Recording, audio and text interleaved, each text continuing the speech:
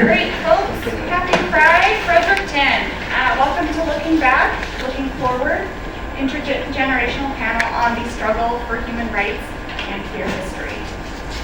My name is Anya Hamilton, and I am the treasurer of the Queer Heritage Initiative of New Brunswick, which is a nonprofit organization that collects documents, oral history, and ephemera relating to 2SLGBTQIA+ New Brunswickers and organizations. It was founded in 2016, and the collection is housed at the Provincial Archives here in Fredericton. QHINB also has a mandate to provide educational sessions to the public on the queer history of our province, which we do through panels such as this one during primarily Pride festivities around the province. So it's important to note before we begin that we are gathered this evening on the banks of the Brunswick River, the beautiful and bountiful river on the unceded and unsurrendered territories of the Wolastoqiyik, Mi'kmaq, and Pescataway peoples. QHINB acknowledges and pays respect to the elders and their descendants, and we honor their knowledge as we work to develop closer relationships with Indigenous peoples on this land. A little bit of housekeeping. So please note that this panel is being filmed. We do have gender-neutral washrooms available in the building. They are through the exhibits on this floor. Feel free to ask security at the front, otherwise they're just around the corner there. We do have merchandise available for purchase. Feel free to come by and take a look. All of the proceeds go to help us do the work that we do, including stuff like this. And we do hope that you'll join us at the end for a few light refreshments. I'll now introduce our moderator for the evening, Meredith Bacht. So Meredith is originally from Sackville-Moncton, New Brunswick, and graduated with a BA in history from the University of Moncton.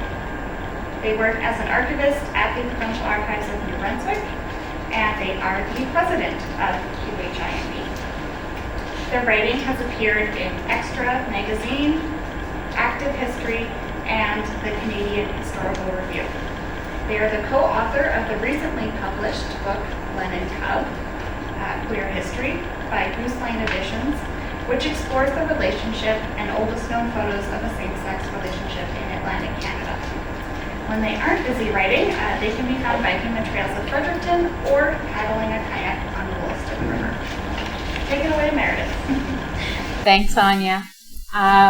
And just before we get going this evening, folks, I have a content warning.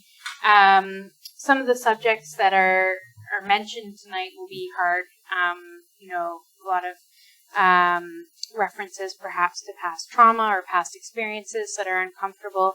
And so I encourage, if anyone's having a difficult time, we actually have one of our lovely Pride volunteers who's available should you need assistance. So V will be available to help.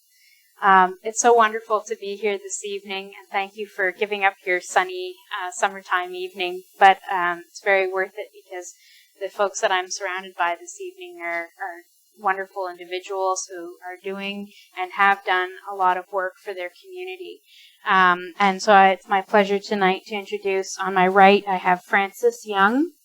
Francis is 69, a cisgender gay man from Dieppe who earned an undergraduate degree in politics and sociology and a law degree. He retired in 2015 after working in various capacities at the Human Rights Commission for 36 years, and he was involved in the efforts to add sexual orientation as a ground of prohibited discrimination listed in the Human Rights Act, which was achieved in 1992 and is a big topic that we'll be discussing tonight. Francis came out at the age of 32 and has had a 16-year relationship but is currently single, and he loves to dance and travel. So thank you, Francis. It's wonderful to have you here. Thank you. Hank Williams was born and grew up in Alabama and moved to New Brunswick to teach French in 1972. He taught in Minto for 2 years and then spent the next 26 years at the middle school level. Wait the time, I'm sure. in Fredericton Junction before taking early retirement in 2000. He became involved with FLAG in August of 1983 when he came out publicly. He served as a secretary as well as president of FLAG, so Fredericton Lesbians and Gays, and moved on to being involved in the New Brunswick Coalition for Human Rights, and which began in 1988 and culminated with helping pass the amendment for the Human Rights Act. He was a verger at the Christchurch Cathedral from 2001 to 2019, where he also took part in the establishment of the Chapter of Integrity, the Anglican Gay Group. So thanks, Hank. It's wonderful to have you here this evening. Juliana.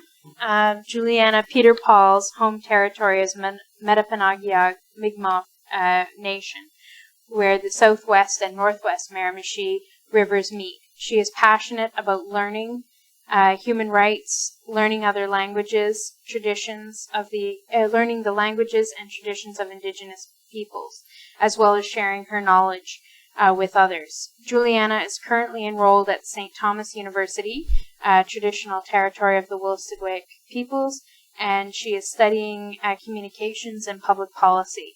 She has a background in Java development, system management, and cybersecurity.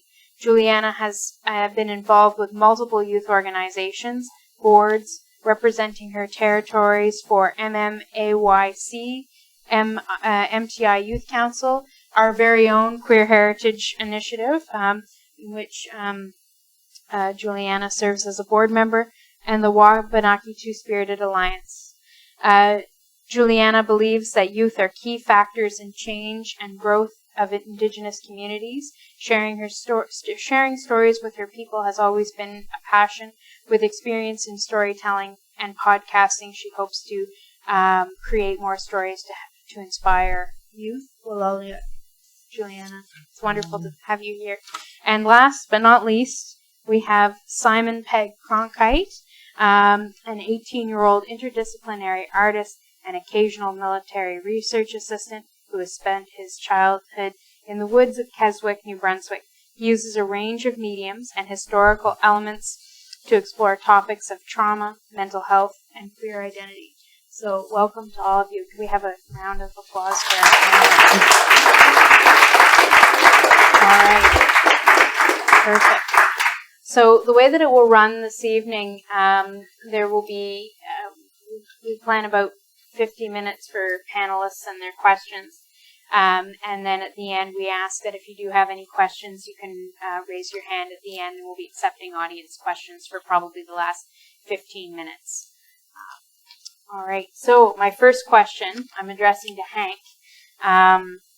So Hank, you grew up in Alabama. You moved to New Brunswick, you said, in the early 1970s, 1972. What led you to Fredericton? And what were some of your experiences as an LGBTQ plus person in this city as an out gay man in the 80s and 90s? Well, before I say anything else, just a number of years ago I gave a talk to a class in UNB on sexuality, and during that, a fellow said that he didn't like the way I was speaking for all the gay community, so I am speaking only for myself. And as you can tell, I have been accused of speaking neither one of the official languages of this country. So if y'all have trouble understanding me, I'm sorry. I'll try to speak Canadian. I moved here in it's English. I moved here in 1972 to teach French. You can laugh now. And I got a job in Meadow and spent 2 years there, and then I moved to Fredericton Junction. When I say moved, I transferred schools. I've always lived in Fredericton. My experiences have been, of course, I was quite closeted. I had a twin brother who was very out. He lived in Atlanta, and although, and this is something about Fredericton, although he lived in Atlanta, which 2 million plus, I was safer than he was as far as jobs and everything else goes. He once told me, he said, "I don't understand how you live in Fredericton. It's so ho-hum." I said, "Yeah, but it's a good ho-hum." For example, in 1984, he and I went to the Pride Parade in Atlanta.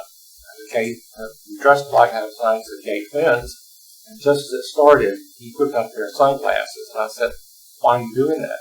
He said, "Well, if I could lose my job." And I said, "You idiot.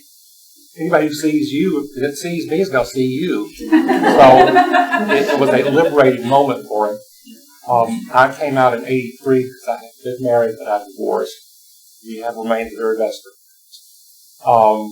And I wanted to be a part of FLAG, and so Hal Hines, who was very much involved in FLAG, contacted him, and he invited me to my first meeting, and it sort of went uphill from there. It's difficult for me to think back so far as to specific memories, but I will say this, that thanks to FLAG, actually until about 1985, the gay community here had a very, very, very active social life. Vis-a-vis, we would hold dances every 2 weeks. And I think we've got anywhere from 150 to 225 people at these dances. And that's what we all look forward to. And it was a good split between the lesbian community and the gay men. And we had people coming all the way from Moncton, St. John, and everything. And then in 1985, they opened Dance Tracks, which was the first gay bar. And that started cutting into attendance because people would come to dance and then they go to the club by 9 o'clock. And so that sort of went downhill from there as far as they were now looking after our social side of things for the community. So in 1988, we decided to, I wouldn't say scrap FLAG, but we changed the name to the Coalition for Human Rights Reform, and we met, and we made it our objective in the next 4 years to get the Human Rights Act changed so that if I were seen in public, I didn't have to worry about my job. My only other experiences here in the province have been through school, and I came out, I didn't mean to, but it came out inadvertently at school due to a dear, dear friend of mine thinking I was out to everybody and I wasn't out to anybody. And she happened to mention, what it's like rural New Brunswick, around the kitchen table, everybody talks. And so basically, when I wasn't back in the wall or anything. But when I finally did come out, I didn't come out to the students and say it was another business. But I had I taught French, and I was supposed to go to a meeting Wednesday night for those people who wanted to go into an immersion. We had a FLAG meeting that night, so I said, "I'm sorry, I can't go."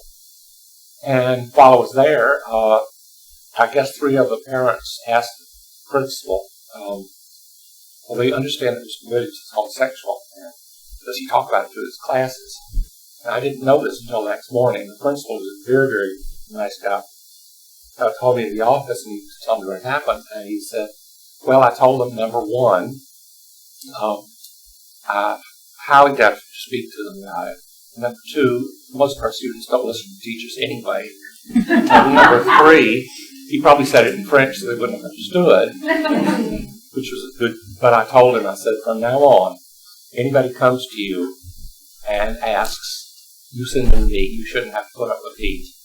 And up until the last 2 years that I taught, I didn't have anyone come to me. And a woman came to me and she said her sons would respect me more if I came out. And I said, "Well, I'm very sorry, that's none of their business."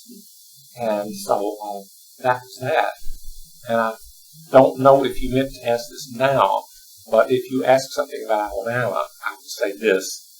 When I moved here in 1972, it was like apples and oranges, and it got better and better and better, both here and down there. In the past few years, if you watch the news, they are reverting. And it's worse than I ever remember it.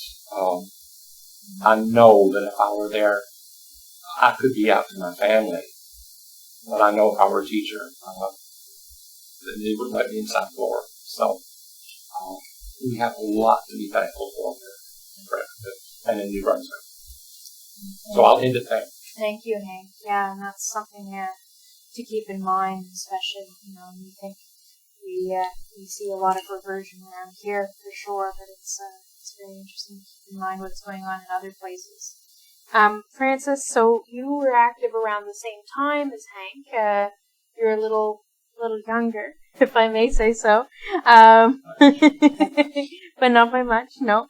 And so you became active in Fredericton Lesbians and Gays when it was towards the end, when it was facing a transition.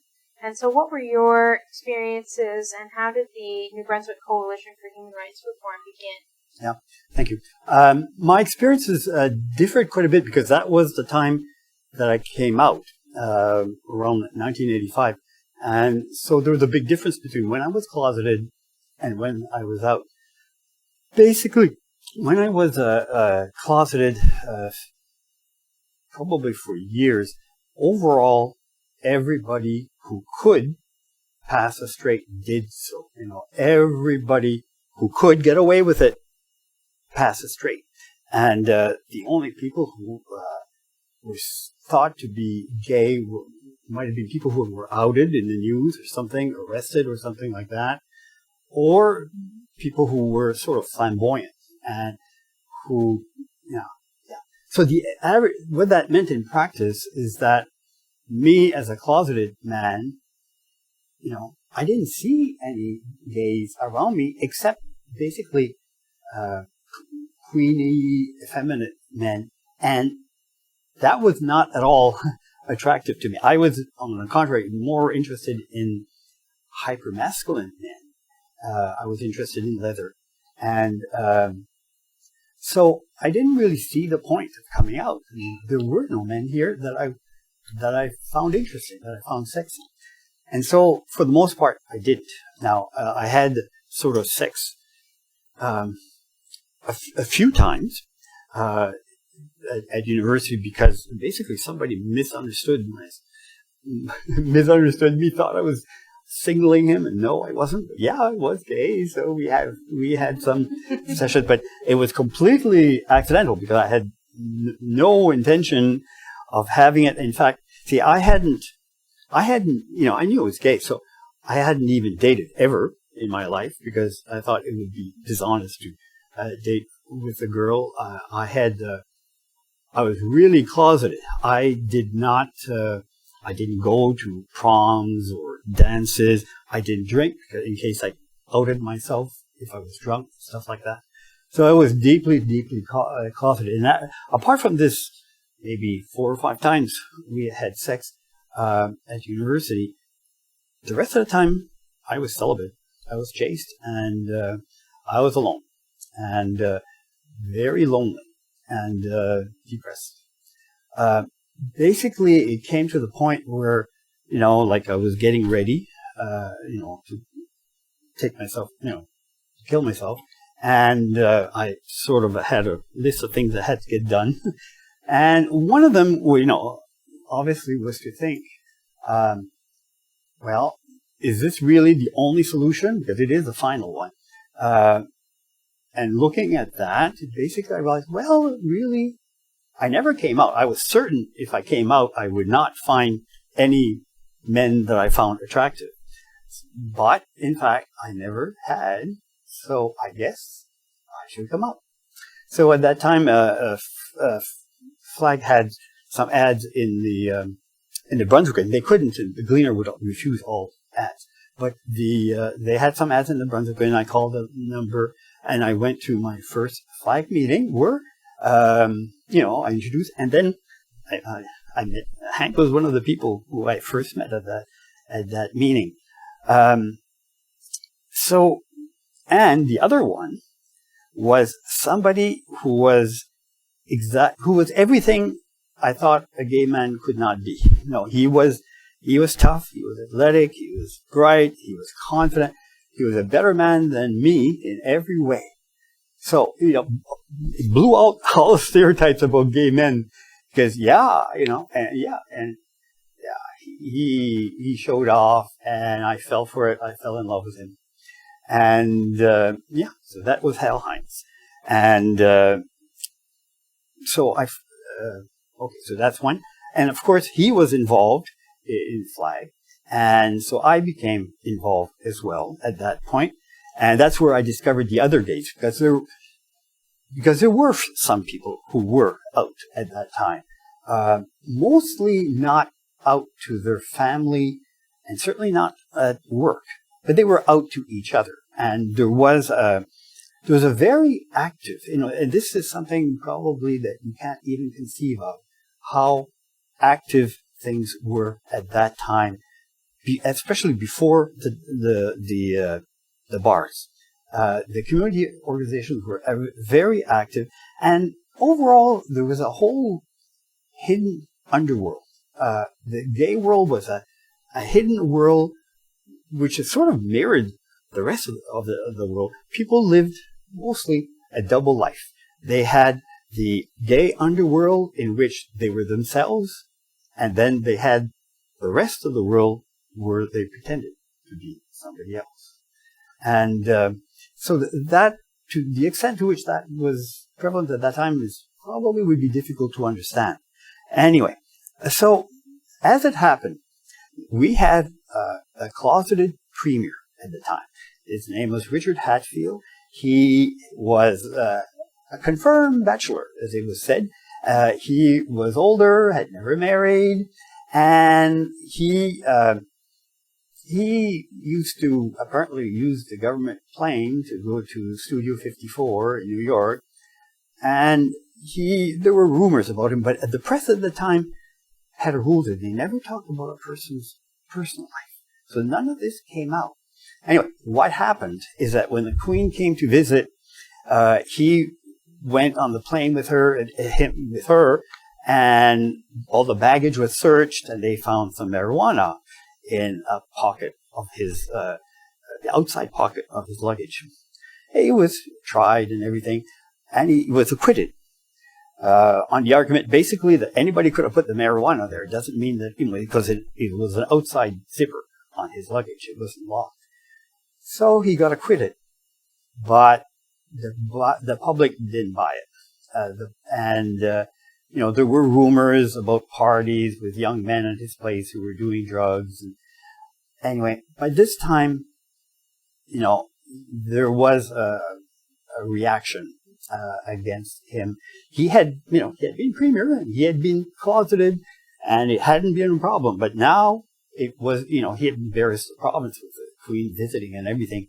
So what happened the next election, and this would be in 1987, Frank McKenna ran to be as a Liberal leader, and he won every single seat in the legislature. 58 seats.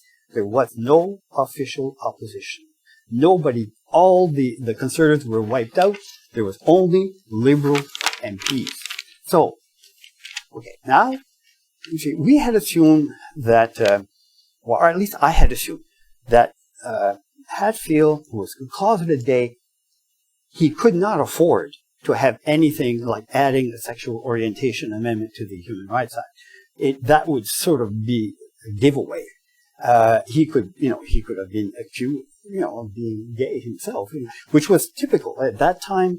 If you supported gay, people sort of assumed you must be gay, that nobody supported gays. And so, but now, all of a sudden, we had Frank McKenna as premier, and nobody would believe him to be gay. And so we had a really straight premier who was a part of the Liberal Party instead of the Conservative Party, and he had no opposition. At the same time, a momentum was building in Canada. Quebec had the sexual orientation amendment in 1977, and then nothing happened until 1987. Then we had Ontario, we had Yukon, and I think Manitoba. All, there was a trend building up. And these, in Manitoba in particular, they were developing resources. They were doing research. So we had a model to follow, we had momentum, and we had what I thought, well, this is a golden opportunity. We're never going to get another opportunity like this. So let's go and let's get it done before the next election. And this happened to be also the time that FLAG was on its way out. There was a Human Rights Committee, but it hadn't been very active. There was an AIDS Committee, which eventually became AIDS New Brunswick. And so essentially that's the transition, and I felt really, I felt sort of uniquely qualified to do this. I have, with background in politics and law, bilingual, knowing how the Human Rights Commission worked. I felt, well, I'm probably the best qualified person in New Brunswick really to do this. And at the same time, my relationship with Hal, it wasn't reciprocated ultimately. It didn't last all that long, but I was still in love with him. And this may sound corny, but I felt that New Brunswick wasn't good enough for him. The world as it was not good enough for a man like him. So as a gift for him, I decided, I'm going to work to improve New Brunswick so that it's worthy of him, worthy for him to live here. And it also gave me the chance to meet him periodically, because he became basically the president of the coalition. So that was my gift to him, and I guess to everybody else, was, okay, we're going to work on this together. That's really lovely. And for those of you who don't know Hal Hines, Hal was a brilliant person who was the president of FLAG, became the president of the Coalition for Human Rights Reform, was a botany professor at University of New Brunswick, and a good friend and former partner of you, Francis. So just in going back and talking a little bit about the work of the coalition and it getting off the ground, what were some of the challenges that you faced, and what were, because that was something I really wanted to capture, you spoke a little bit about it, what were some of the situations, and did you know anybody who'd been outed or discriminated against based on their HIV status? Now, Hank, I know you and I talked about that a little bit in your pre-interview, and I think you mentioned that there was someone in Nova Scotia that you knew. I didn't know that I knew of him. Mm-hmm. Whose name I can't remember. Eric Smith. Eric Smith. He taught on the South Shore, and he was outed, I guess, because he tested positive. And consequently, of course, that was considered a death sentence, both physically and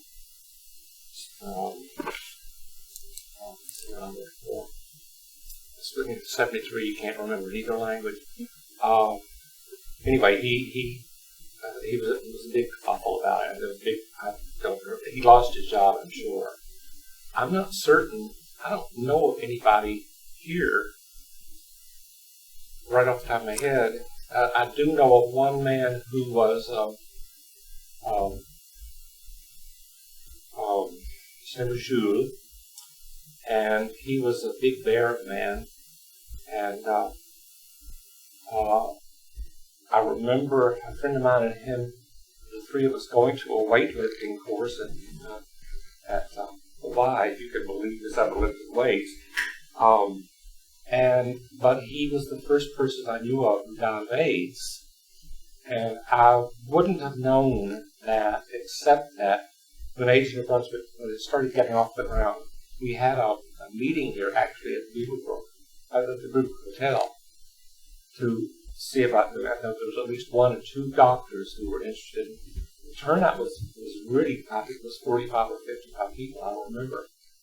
And the questions, does anyone have any questions? He put his hand up. I didn't know about him. He was so ill, he had literally shrunk. And if he had not told me who he was, I would have never known. And he died either a few weeks or a few months later, to the point that I think they had to put the body in a body bag in that area because they couldn't even touch it. And that's the way it was. That would have been mid to late 80s, I guess.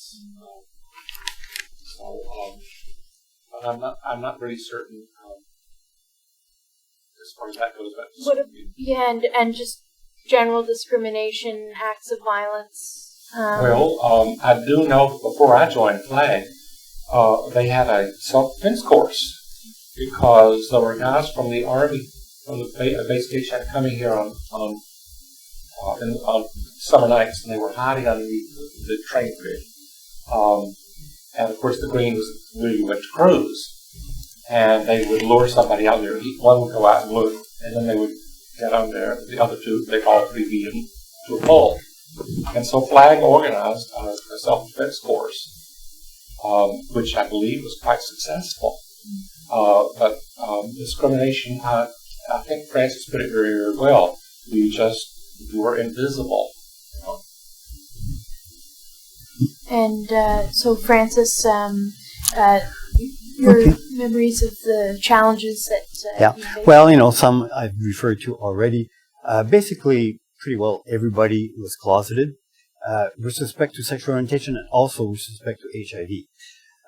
Many people were married, they had a wife and kids. And there was this, there were stereotypes. Gays were pedophiles, basically, was one of the common stereotypes. And also one that, if you supported gays or defended gays or associated gays, well, you had to be gay yourself, So there was a lot of disincentive to associate with gays and a lot of pressure to, stay away from an organization that was organizing gay stuff. There were a number of other challenges. For example, like there was nothing gay at all in northeastern New Brunswick. That was sort of a dead area. There were no community groups there. Of course, I realized there was no legal protection except for some collective agreements. Like some collective agreements had anti-discrimination clauses, but most people had absolutely no protection against being fired, refused an apartment, evicted. So there was again that threat there. There was, and we. There was also, I guess, another element in that there's no bachelor, there's no undergraduate degree in gay.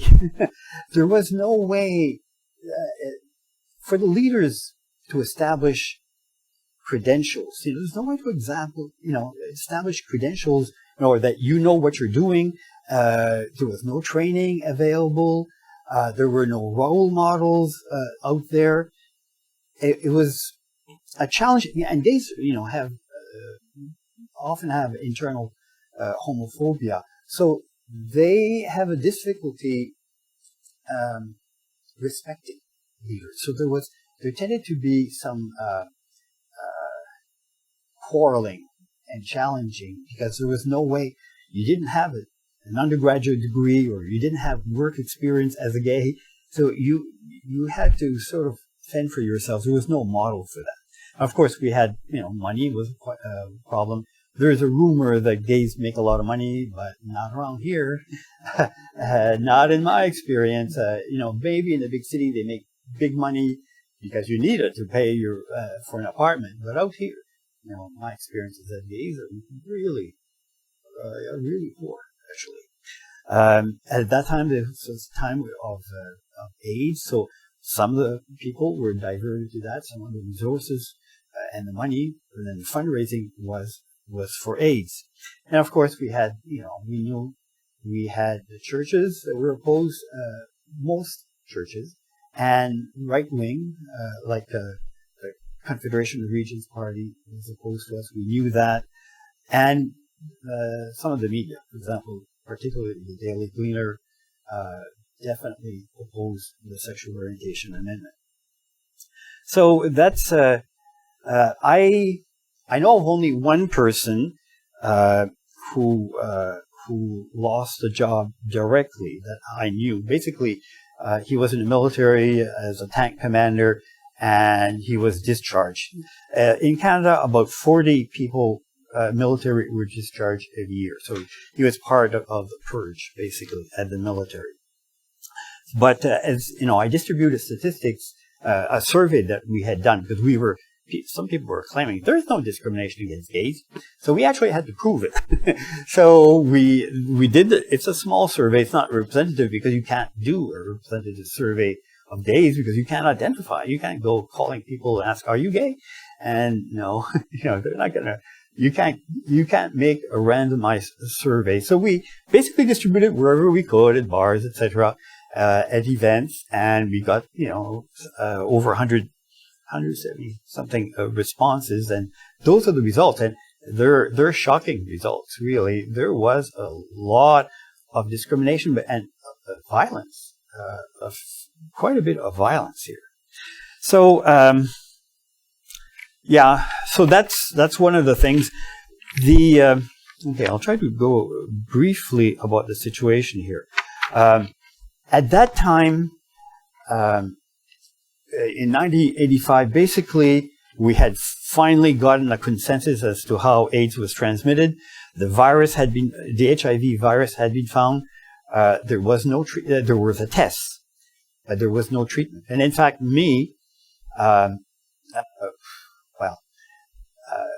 basically, I insisted on safe sex. Hal said, well, I can't be positive. Well, yeah, he tested positive, and I thought automatically, well, I should get a test. But you couldn't get anonymous tests in New Brunswick. In New Brunswick, they would trace you. So I had to go to Maine, to Holton, where they did anonymous testing. But having come back, you have to go back the second time. They won't give the results over the phone. So 2 weeks later, you're supposed to pick up your results in person, and they give you counseling and stuff like that if you're positive. However, I talked with Dr. James Goltz, who was the head of the AIDS committee or AIDS New Brunswick at that time, and he said, don't get tested. There's no treatment. There's nothing that changes if you get tested, except you could get discriminated against. You could lose your job. You could lose your apartment. There was nothing positive about getting tested because there was no treatment. So, no.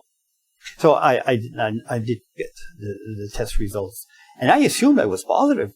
I assumed, okay, I'm positive, and I have to assume I'm positive, that everybody else is positive. And there was a community that developed around AIDS itself.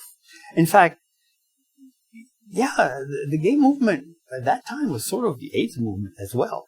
And there was a community, and I thought I belonged to that community. Later on, I tested, and I was negative. And I sort of felt disappointed. Geez, I don't have a community anymore. So it was funny that way. The other things I might mention, the situation in New Brunswick as opposed to other places. In big cities, there was a big chasm. There had been a big chasm between lesbians and gay men. They lived in separate worlds until AIDS, where basically the lesbians came and saved the gay men's butts, essentially. So the lesbian came to take care of the gay men, and that sort of merged the community. But that actually wasn't a factor here. We were too small, too few to ever work separately. So, it was pregnant lesbians and gays. We had to work together, and we always basically knew each other. Wow, and that's really interesting about the not getting tested, and then you losing your community. But in a way, it's almost like it speaks to what a lack of community there was. Well, already. Yes and no. I would challenge that, because in fact, that is what I would say is the most important difference between now and then. Then there was a community. There were lots of things, the flag at social events. People met at the dances. They traveled extensively. They knew each other, because this was before the gay bars, basically. And it's surprising, because what happened is that before the gay bars, as Hank mentioned, the community groups organized dances. They could be, at first flag it was every week, but later on it was monthly. But okay, basically, in Moncton, Fredericton, and St. John, there would be regular dances organized by gay groups, and there were a lot of regulations, but as long as you didn't pay anybody, you could make money. And that's how the organizations got organized. They got paid. They had office space. They had a library. They had a phone line, a crisis line. People could call if they were coming out or having issues. You had a newsletter. In other words, you were paying a post office box, and because of the events, people didn't want to be left out. And there was, you couldn't advertise in the paper for the most part. So essentially, if you wanted to know what was happening, you had to become a member and be on their mailing list, because they would mail their newsletter and tell you what's coming up, etc. So, so Flag actually had a, pretty good mailing list. And there were a number of, like Flag did Sugar Bush, there were camping, there were conferences. Now, this may seem strange, but there were big conferences held periodically, in Maine especially, but occasionally here as well, in New Brunswick. And there were,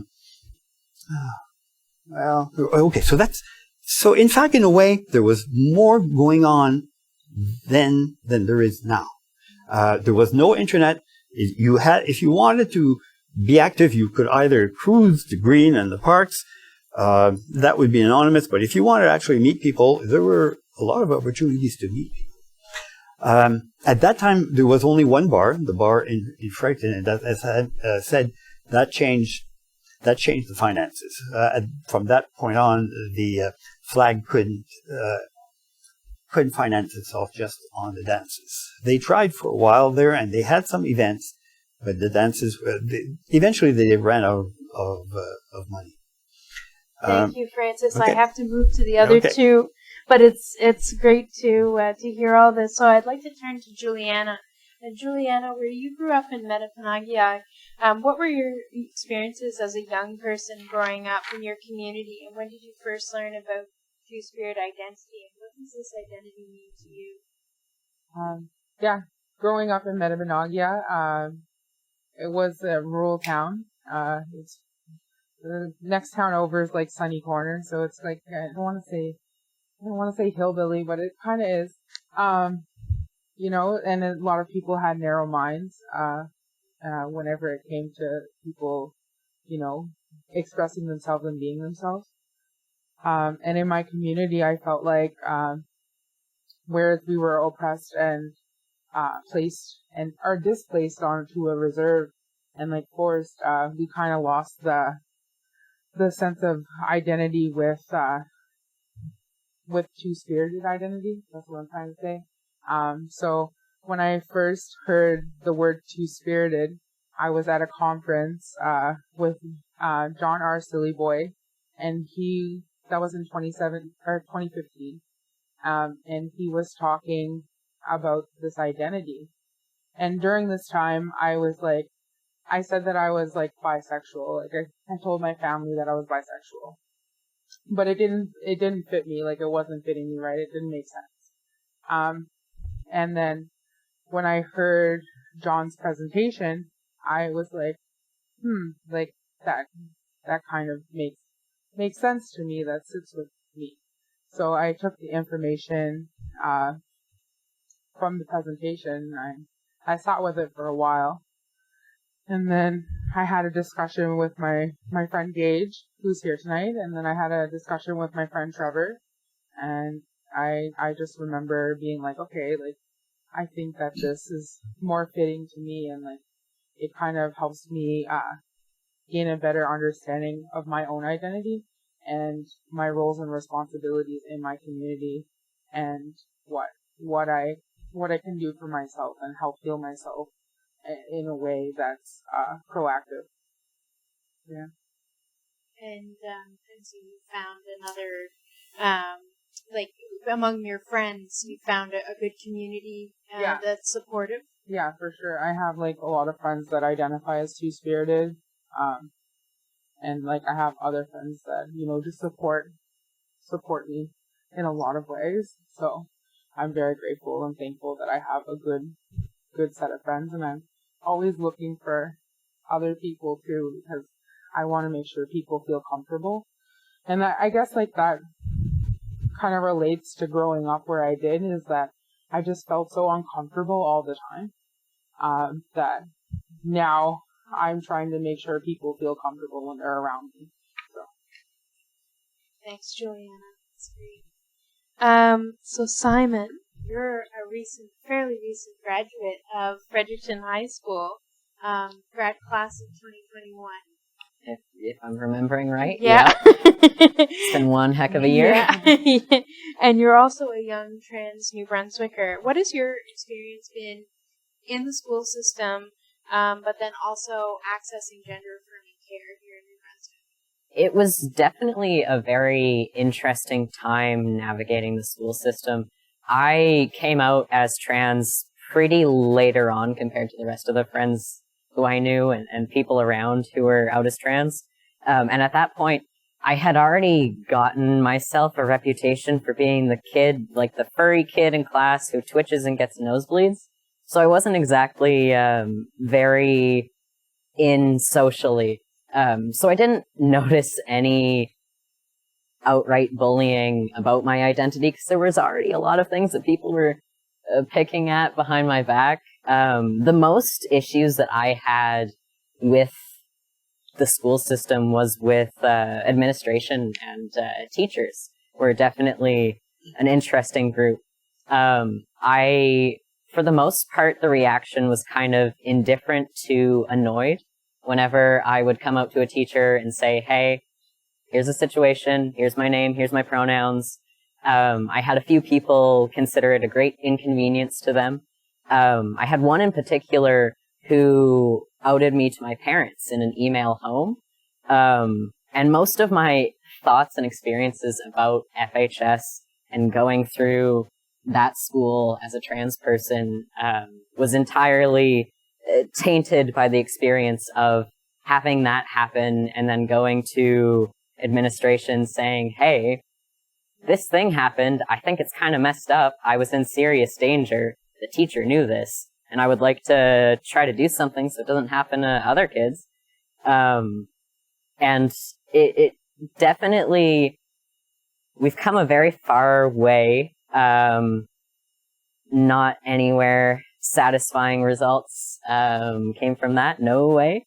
I, in fact, will not be going back to that school as long as I can handle. As to healthcare, I had a much better experience with that. Things were a little confusing trying to figure out where exactly to go to get that healthcare after the closure of Clinic 554, or the whole everything with that. So it was a bit of a headache trying to figure out who exactly in Fredericton had that information that I had to go find. But I was able to get it all sorted out, talk to who I had to. Very helpful people at the Southside Health Center, and was able to go on hormones and have that. And I'm incredibly lucky to have been able to, especially like where I'm so young. Yeah, it's now as the person who the people around me know, was able to find out how to get on hormones post 554. I now have had at least 3 separate people come up to me to have discussions about how they can get on hormones and what advice I have, and I now have sort of guiding role to a handful of people around me, which has been an interesting position as someone who hasn't been out very long compared to people I know. And I'm very sorry that happened to you in your school experience, and considering that, gender identity and expression is also protected by the human rights legislation in this province, like, there's, no need of that to happen from a teacher and, somebody that you trust. So, yeah. Sorry, was there anything else that you wanted to add? That was it? Okay. Very good. All right. I'm just going to, Francis, I have a very quick question for you, because when we've been talking in your interview, pre-interview, you'd mentioned that you went on to encourage Senator Noel Kinsella to include sexual orientation in the Canadian Human Rights Code. So if you can just briefly talk about that, because that was fascinating. Yeah, it's actually a minor role, but it's an interesting story. With my background in politics, etc., familiar with how things work in Parliament. And see, at that time, there had been recommendations. The Liberal Party was in power. It had accepted, agreed, okay, we're going to add sexual orientation to the Canadian Human Rights Act, which is, by the way, not the same thing as a charter. It's an anti-discrimination law at the federal level. Anyway, the Liberal government was on record as saying, okay, since 1986, they were, okay with it, except they never did anything about it. They didn't introduce they stalled the legislation or any possibility of legislation. And so we were getting frustrated with that. So now, I knew Senator Kinsella because he had been the chair of the Human Rights Commission for 22 years. Now he was a senator, though. And one day, basically in the parking lot, we were chatting around, leaning on his pickup truck, and I asked him the question, could we get, sexual orientation added to the Canadian Human Rights Act with the Senate bill? And he said, yeah, no problem. It's just the same as the House of Commons. And so, and of course, he was a senator, so he had paid staff. He had researchers, he had bill drafters. He whipped that up, and the whole thing whipped through the Senate. By June, it had passed. People, nobody understood. What do you mean? The Senate passed this? How can they do that? I mean, everybody thought you had to go to the House of Commons, and the Senate was conservative, and the House of Commons was liberal. How did you do that? Anyway, but they did it. And the advantage was that once it passes at the Senate, it can't be stalled anymore. It has to go to the top of the order paper in the House of Commons. Okay, so now it was supposed to go there and get passed. But what happened is that the government dissolved the legislature, and so all the bills died. And eventually, it went through about 3 years later, but through the conventional process, starting at the House of Commons. So it was, I came up with the idea, but I didn't really work on it. He took care of it from then on. Yeah. And Hank and Francis, I just wanted to ask you about, with both of your work and looking back, how do you feel about the work that the New Brunswick Coalition for Human Rights Reform undertook, and how have things changed for queer people? Are you happy with the work that you did? Are you happy with the changes that have been made for queer people in the province? Excuse me. Not only happy, but I'm proud. I think one of the things that I remember the most through the coalition, as far as my own job goes, was Claude Olivier was the head of the support coordinator, PACE in Brunswick, and he knew how to get money. So he got us a grant, and we did a survey.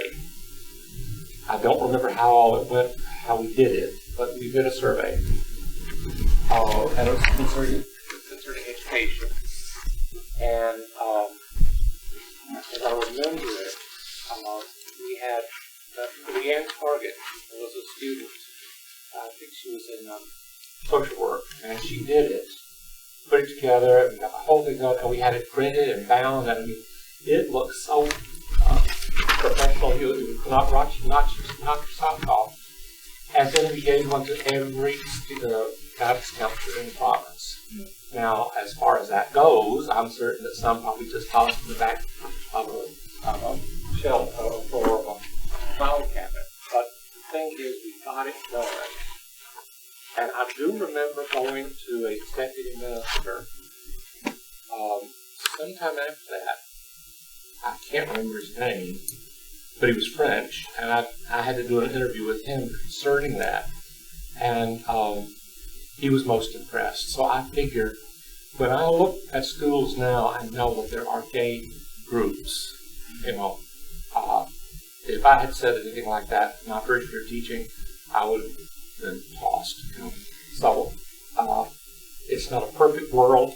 There's a damn good better one that I came to in 50 years ago. And do you have any advice? I'll tack on this question. What advice do you have for teachers in the room tonight?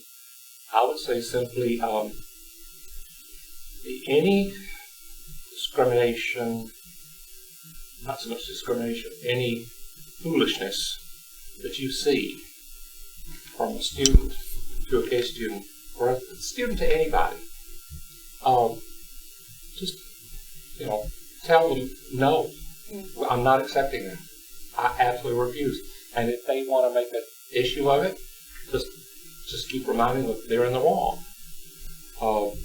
So I would say all your students are equal. They're not equal in ability. They may be, there's a whole rainbow of everything in school, but they all deserve complete support from teachers, unless they're doing something they're not supposed to be doing. So if you're going to teach, or if you're teaching now, just remember that I'll give you one example. This is 2010. I had a friend boarding with me, and we went down. It was a night like this, and we went down for a walk, got down Queen Street, and we came around having sports as we did. This guy passed us, and I didn't think anything of it. I just wanted to see him. When we got to the corner of, we were on King Street, the corner right there next to Regent, we ran into again. And it turned out to be a former student of mine. And he said, I don't know if you remember me. When he told me his name, I remembered all three of the kids in that family. They're very, very nice children and everything. And to this day, I don't know exactly what he meant. But he said, I want to let you know that life would have been a whole lot harder for an awful lot of us if you had been in the classroom. And I started crying. Well, I was very happy, of course. So if you're a teacher, if you're thinking of going to teaching, keep that in mind. You can make a world of difference for a lot of people. Thanks, Hank. That's great. Francis, do you have anything that you want to add quickly? I have the same feeling as Hank. Overall, the feeling is proud. We did a lot of things right. Instead of going with protests and demonstrations, we sought instead to approach different groups and get their support, and we built on that support, in a pyramid scale. So ultimately, we had 42 groups that signed on to the coalition in supporting the amendment, including some pretty important ones, the Canadian Bar Association and some churches. So I think that approach was good. The survey was necessary, and the results were sort of surprising. We had good documentation. Our briefs were well researched and written. We had background documentation, which was good. I would say the mistake, though, I think the plan was we would have sexual orientation as part of an overall review or reform of the Human Rights Act. So, basically that meant the government had commissioned a study, and ultimately that ended up with the Ferris report, which did recommend the sexual orientation amendment, so made 151 other recommendations. And I was hoping that maybe we could ride on that, but actually it was it slowed us down. The recommendations were expensive, like having a Charter of Rights and more money and stuff like that, which was a problem for the government. And it slowed things down, the hearings and the report. So we didn't manage to get everything done before the next election. We did have to deal with the election. And we couldn't separate or merge the issues together. As soon as that report came out, the next day, the headline in the Daily Dinner was about, the gay rights thing. It was one recommendation out of 152, out of a 270-page report. That was it. That was the only thing that mattered. So we were never able to keep the issue sort of low.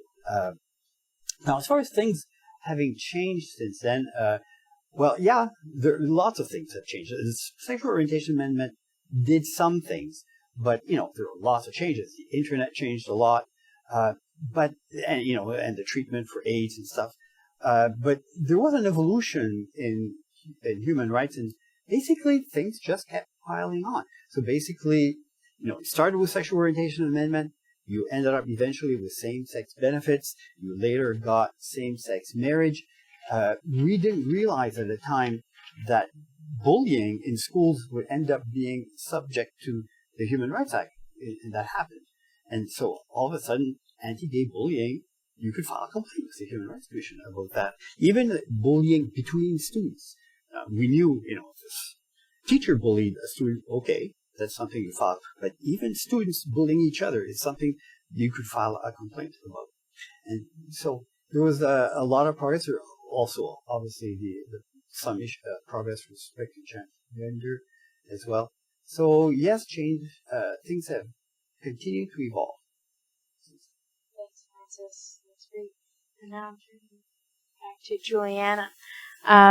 And this is a very special, 2022 marks a special summer for Metapanagya because the very first Pride is being held. So can you explain, because you've been involved with the organizing, in fact, you were kind of the lead person who was appointed by your chief, right? Yeah. And can you tell everyone when it will be, what types of events, and why it's important for Metapanagya to have their own Pride? Yeah, for sure. So on August 28th, Metapanagya will have its first Pride event. Our community is like 400 people, but there's 700 people registered, so it's not going to be a huge event, but our leadership supports it. The chief asked me last year to host a Pride event, and he asked me in September, and I was like, I can't do it right now. Like, you can look at next year. So this summer, I got hired on as a summer student, so I was working from home as a summer student, so I took the initiative to just organize a Pride parade that includes like a two-spirited ceremony. We're going to start off with that, and then we're going to have a Pride parade in the community and as well as a feast.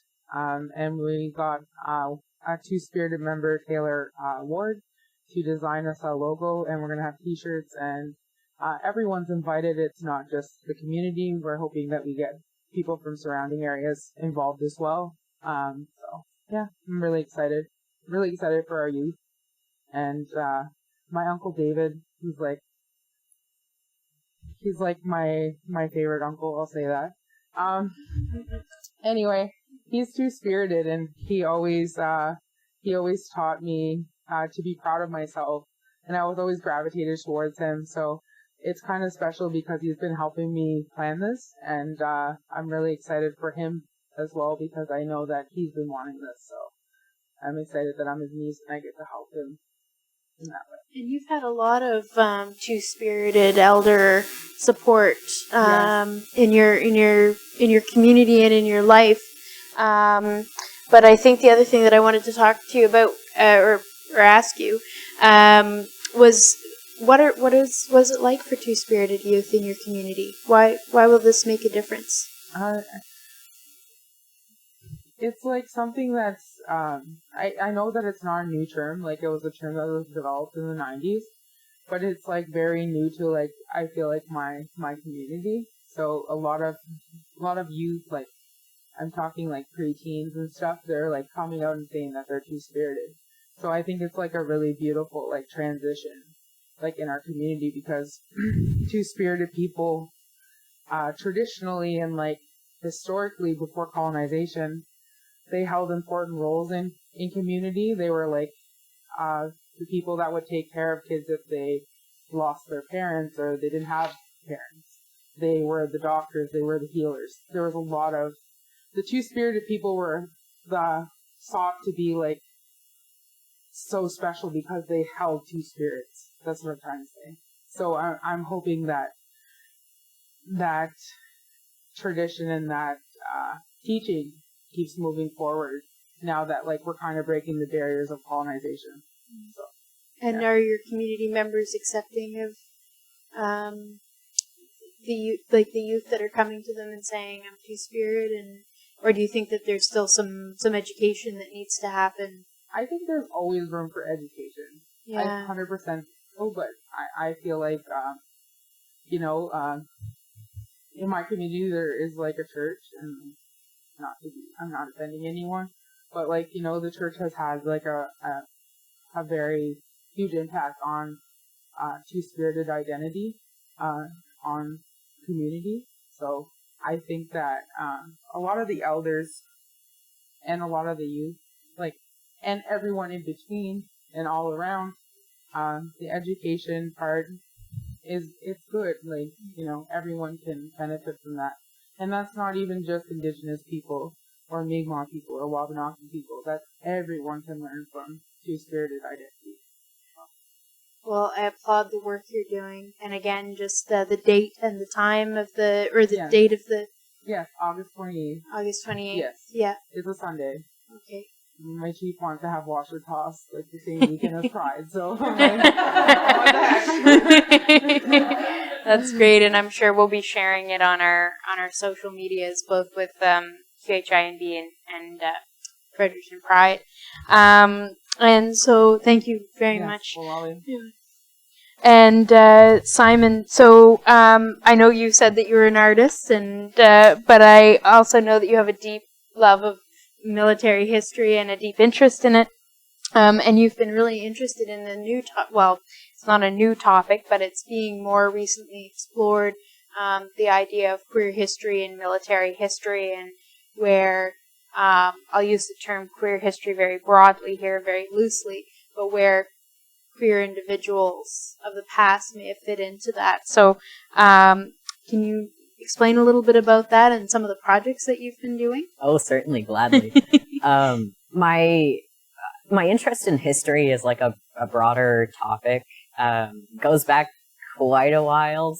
But military history in particular, I always had a bit of an apprehension getting into, especially going through high school and having the only people around me who are also interested in military history be the worst high school boys I'd ever met. So a lot of the turning point in, alright, so military history is really cool actually, started with Trip Lewis, who was a fantastic teacher who taught me Canadian history and got me in contact with the Craig Center, where I worked as a military history research assistant and really got into the whole history of Canadian military. Specifically with queer history in the military, I got interested in that whole idea, writing a term paper for that Canadian history class on the Lavender Scare and the Purge, which, while I was doing the research for, everything that was coming up was so American-centric, and it was actively a little difficult to find resources about Canada and Canada's involvement in the whole thing. Definitely not as difficult as it would have been, thanks to wonderful initiatives, however you say that. And also, and I guess, not to interrupt you, but also Sarah Foddy's documentary, The Fruit Machine. Mm-hmm. I'm not sure if you've seen that one, but that explores the Canadian, the Canadian perspective. Sorry, Simon, I'll let you go on. Yeah, oh, no, but there is a huge lack, and I've known that from my own research. It's terrible. Yeah, it's horrible, and Canada played a very significant role in the whole everything of it. And even beyond, like, specifically that and that event, a lot of queer history, as I was experiencing it growing up as a young queer person trying to learn about these things, everything I heard was starting out, okay, I learn what gay is, I learn about Stonewall, and that's it. Then later on, I hear a bit about things going on in Montreal and Toronto, and that is it. And it just became very interesting to me, the idea of these huge gaps in knowledge, and these unknowns that either people haven't done the research for yet, or in many cases, like, is something I'm going to touch on a bit when I get into talking about my project I'm working on, is,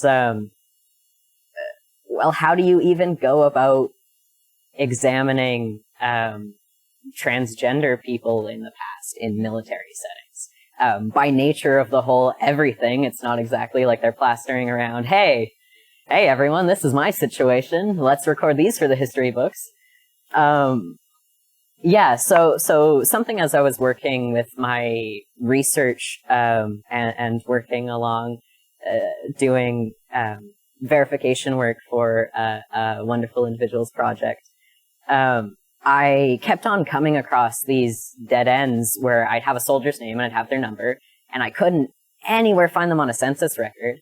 And for whatever reason, like, it wasn't filled out properly, the name was spelled wrong. There's 100 different things that can go wrong with documents. But it left a very interesting sort of obsession with the idea of, like, these blocks in the historical narrative that aren't ever going to be filled, which leads kind of into this project that is kind of my entire thing right now.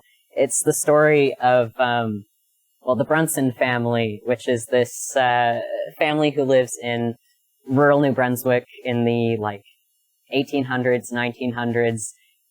They're terrible, they're horrible, don't get along, dysfunctional as all get out. And the whole thing is an exploration of these 12 children who were born to the Brunson family and how they sort of come to terms with their upbringing and also how the rest of their lives go. And the person who's most important to our conversation right now about, military history and stuff is this guy right here, Bill Brunson. He's the oldest of the children, and his whole thing is one moment, I'm looking for his reference page. He gets out from this comedically horrible house by enlisting in the Great War. And he's a transgender man, and his entire thing is just, he's known since he was really young that he was a guy, and he just got swept up in the whole young men go to war thing, and he goes to war. And his whole story is sort of dealing with the consequences of, the horrors of war. But more importantly, his family and mental health and all that sort of stuff. And when he comes back from war, he has a lovely romance with this lady right here. Her name's Lily, and she's an artist. When they first meet, she's just sort of establishing her career, but as things go along, she does lots of painting, is quite successful. And their whole story is a very, they go through these tragedies, but I feel like queer tragedy has its place, but especially in the context of history, I know for a fact there was plenty of instances where people just kind of lived their lives, which we're never going to find out about, as I was saying, about these huge gaps in the records and everything. And so his whole story is just kind of he's a buddy who went to war, and now he's recovering from said war, and he has a family, and and I admire your project greatly, and I think a lot of people will find this story fascinating. And one of the things that we talked about when you were doing some research is the number of cases in, maybe not in the Canadian military, but I know in the British military, where there were cases where women were found out to be serving in the First World War. And dismissed from their service. So is that sort of also what inspired you to... Oh yeah, definitely. Cases like that, and sort of the conversation and the discourse around trying to label said figures was definitely an interesting sort of thing to think about. But it definitely brings up, if these people were found out, how many people did not? How many people slept through the cracks and just kind of lived lives and were, not fine, because it's the early 1900s. I don't think anyone's fine. But, yeah. Yeah, and also the gaps, and when you were doing research of people that they had their military records, but there was no census information to back it up. It was very interesting. Several cases I actually found, notes in the files where it noted that they were using an alias. And that there was nothing on them anywhere. Wow, it's interesting. It leads to all sorts of possibilities. All right. Well, we are winding down towards to the end. So I'll just leave it with final remarks to our wonderful panelists, and just to talk about goals and improvements that they would like to see. So I'll start with Juliana and Simon. What would you like to see for strengthening of supports in Fredericton and in New Brunswick? Me first? Yeah, go ahead. Yeah, okay. I need time to buffer. Yeah, and I think definitely, making sure that there's safe spaces for everyone to have and safe places to stay and have education there, have outreach. A lot of policies need to be changed for sure. I did a policy course, an Indigenous policy course last year, where I created a capstone project on creating safe spaces for two-spirited youth. So I kind of focused on creating like medicine gardens and things like that, where you could be like more in touch with nature rather than, how fast life goes now. Like it's technology and everything's just fast.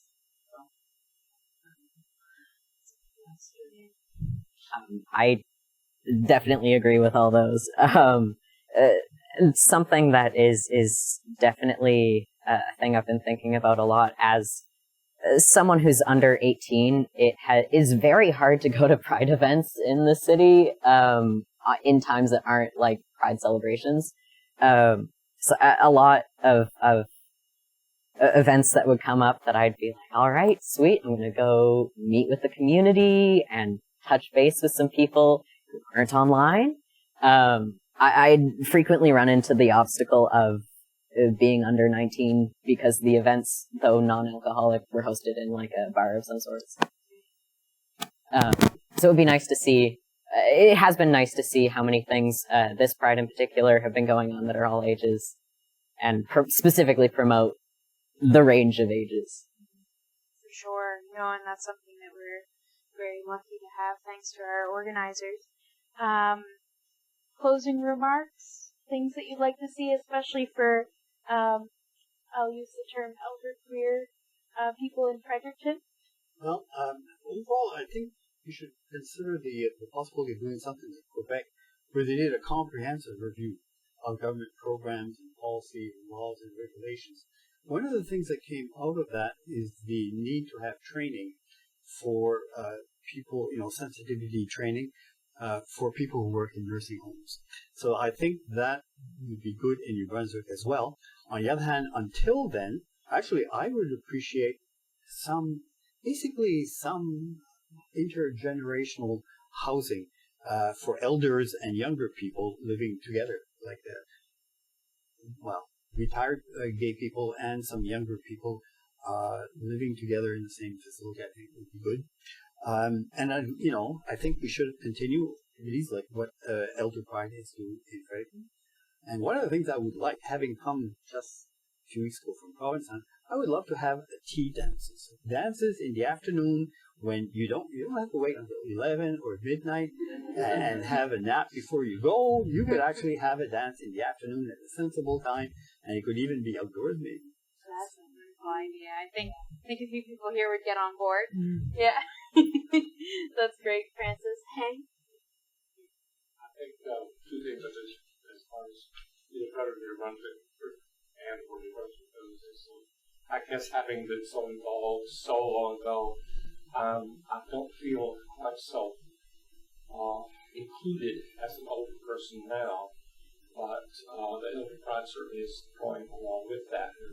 It's just, I guess I find the days when I could still dance and I could still stay up.